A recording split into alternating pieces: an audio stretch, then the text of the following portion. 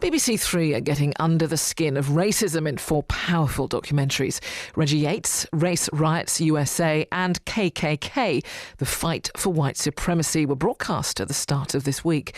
But on Monday and Tuesday next week, you can watch We Want Our Country Back and Is Britain Racist? I spoke with Jonathan Sacerdoti from the Campaign Against Antisemitism and asked him a little earlier if he thought Britain was becoming racially intolerant. It's difficult to measure whether or not Britain is racially intolerant. Sometimes you talk to people from a particular minority group who say that they are experiencing perhaps a rise in something like anti-Semitism, which we monitor at the Campaign Against Antisemitism. But then there are those who say that they're just more aware of it because of anti-Semitism taking place across Europe, closer to home, making people more nervy and more scared. So that's one of the reasons that we started our annual anti-Semitism barometer, which we published at the beginning of this year, to try to take a measure of the views of British people, the British public, a representative sample of them, polled by YouGov, to see whether people are at least tolerant of views which are discriminatory against Jewish people. And we also separately polled the Jewish community to see whether or not they had fears which were worth looking at and taking attention towards, so that we could see exactly what the situation was. And what did they say? Well, the surveys themselves were quite interesting. We found that in the YouGov survey, almost half, around 45% of British adults, believed at least one of the anti-Semitic statements we showed them in the surveying to be true. 1 in 4, 26%, believed at least 2 of those statements to be true. Can you just give us an idea of the statements, Jonathan? So looking at a representative sample of 3,411 adults, we asked them certain things about Jewish people to see whether or not they would agree, disagree, strongly agree, or strongly disagree. For example, 1 in 4 British adults, 25%, believed that Jews chase money more than other British people. 17% of them believed that Jews have too much power in the media. And 11% believed that in business, Jews are not as honest as most people. Now, somewhat reassuringly, some of these percentages are low. But what was interesting was when we looked at all of these sorts of stereotypical anti-Semitic statements, the numbers of people who agreed with at least one of them were significant enough, perhaps, to cause some people concern. And then you've got to remember that this is taking place at a time when Jews have actually been targeted by terrorists and killed as close to home as Paris and Toulouse and Brussels and Copenhagen, just to name a few over the last few years.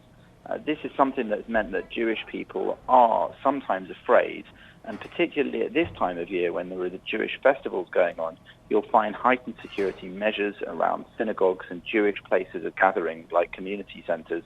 And all of this can mix up to give people a sense that maybe things aren't quite as comfortable as they once were. Security surrounding Jewish schools as well. That's what I've seen in London, certainly. Absolutely.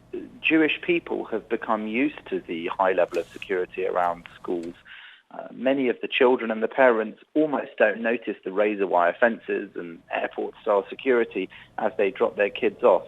But these are not things that most parents experience when they're taking their children to school. And it's quite depressing, really, that the height of how well we're dealing with this problem is actually to do with security measures rather than actually dealing with the issue at the root cause and getting rid of the need for those security measures. So how do we get rid of this need? Because, you know, in what you're saying to me is that anti-Semitism is happening here in the UK. I don't think you can argue with that. Certainly I can't argue with that. Anti-Semitism is happening here in the UK.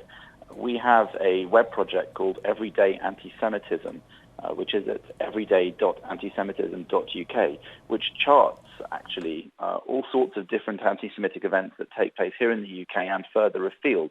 How can we deal with that? Well, the Prime Minister has made it clear that he thinks one of the ways to deal with the actual security threat against Jewish people, which is a specific part of the anti-Semitism problem, is not just to target the terror threats like the one in Manchester, where a married couple, a Muslim couple, were found creating a bomb with the equipment to make bombs and a list of Jewish targets, but also to deal with the ideology that can lead people towards that sort of activity.